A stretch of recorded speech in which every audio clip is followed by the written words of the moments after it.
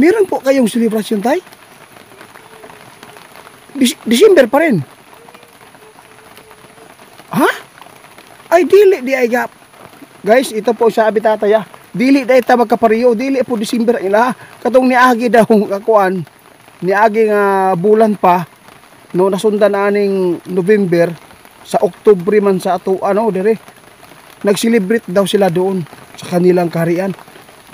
Akala ko tay, nag-celebrate po kayo ng Kapaskuhan, kaya gusto po ng mga nagmamahal po sa channel natin na itanong sa'yo at gusto po nilang malaman kasi kung magkapareho ba.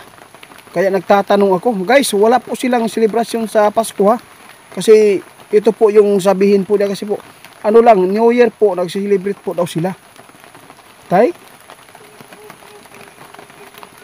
Ano po yung mga inahanda po nyo sa tuwing kayo ay sa salubong sa mga ganyan po? Tulad po ng New Year.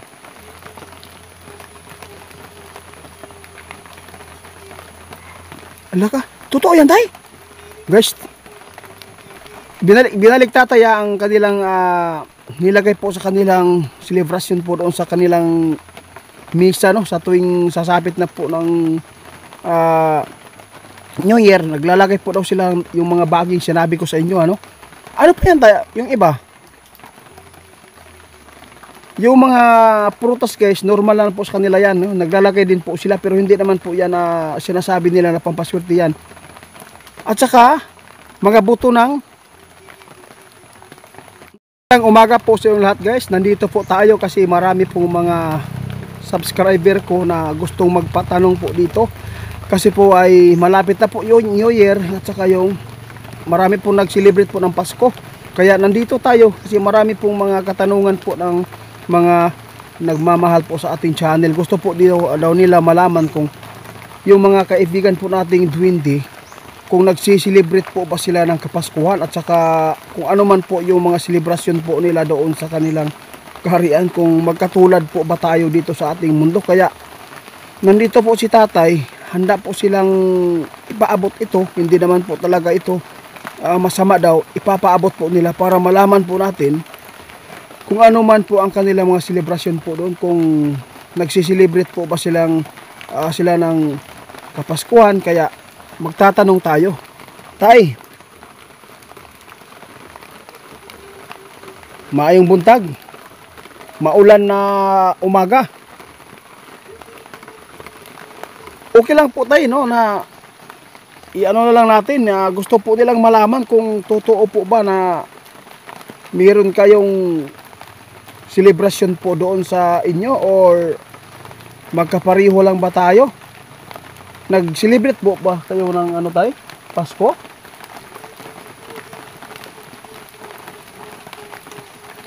Ay, guys, sabi po ng ating kaibigan, hindi po daw sila nag-celebrate pero ito, meron po silang celebration sa New Year. Meron po kayong celebration, tay? December pa rin. Ha? Ay, dili di ay gap. Guys, ito po sabi tataya, dili dahil ta magkapariyo, dili po December ila.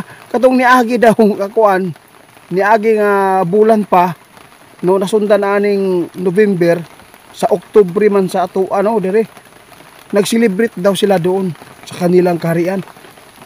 Akala ko tay, nag-celebrate po kayo ng Kapaskuhan, kaya gusto po ng mga nagmamahal po sa channel natin na itanong sa'yo at gusto po nilang malaman kasi kung magkapareho ba. Kaya nagtatanong ako. Guys, wala po silang selebrasyon sa Pasko kasi ito po yung sabihin po niya kasi po New Year po, nag-celebrate po daw sila. Tay? Ano po yung mga inahanda po nyo sa tuwing kayo ay sa salubong sa mga ganyan po, tulad po ng New Year?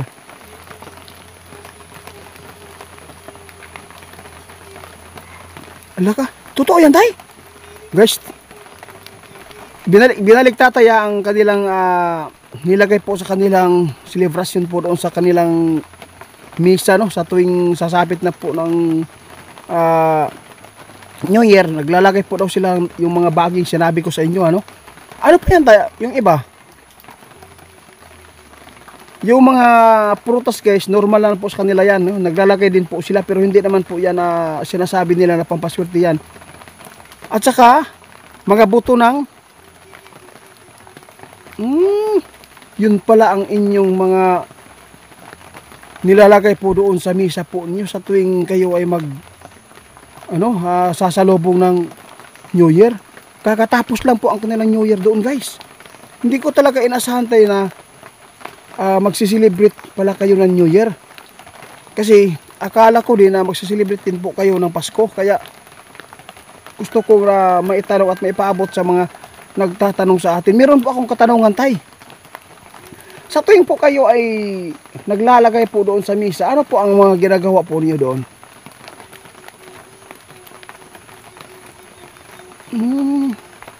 Nagdadasal pa rin sila guys. Di ba magkaiba naman siguro yung ano natin tayo?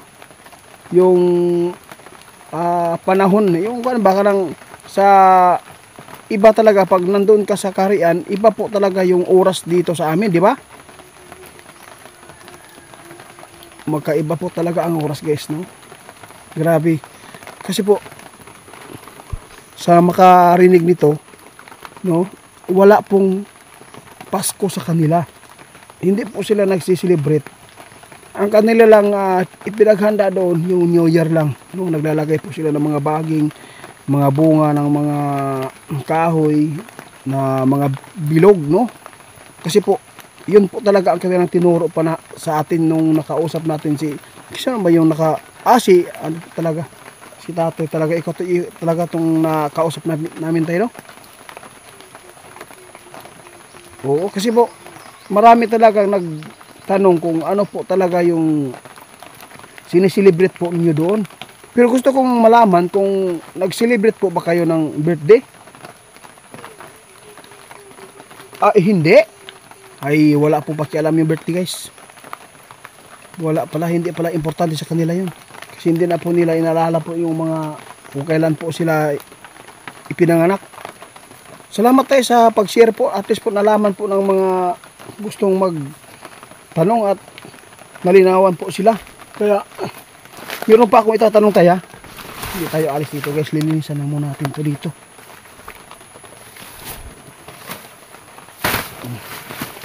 Balikan ko mamaya ito tayo. Ha? Para malinisan natin. Oo, kawawa naman to. Salamat po sa pag-share tayo. Oo. Guys, sa lahat po na makapanood dito ang mga kaibigan natin na mga duwende ay hindi po talaga nagsiselebrate po ng Kapaskuhan. Hindi po, wala pong Pasko doon sa kanila. Pero yung New Year, no? Bago lang po na New Year po doon sa kanila. Yun po talaga ang kanilang nilalagay po doon sa misa niya, yung sinasabi ko noon sa inyo, no? Yun po talaga ang mga hinahanda po nila sa kanilang misa, mga kahoy, mga baging daw, mga bunga na mga bilog, at saka yung bunga ng sinukuan din guys, no? Salamat tayo sa pag-share po. Asa ba si Isoto? Ha? Ay, wala dito. Ano po yan, tay? Wala guys, meron sila ipapabot guys. Ano po? Problema nakita po nyo ngayon, tay? Oo nga, marami po nadidiskrasya kapag New Year na. Oo, dami pong nagpapaputok. Yung iba, na tatamaan ng ligaw ng balay. Kapag yung kadalasan po dito guys, no, yung may mga baril po dito talaga, no, kapag nag New Year, yun po ang ginagamit nila paputok. Kaya minsan marami pong na didisgrasya po doon. Nagbabala po si tatay guys.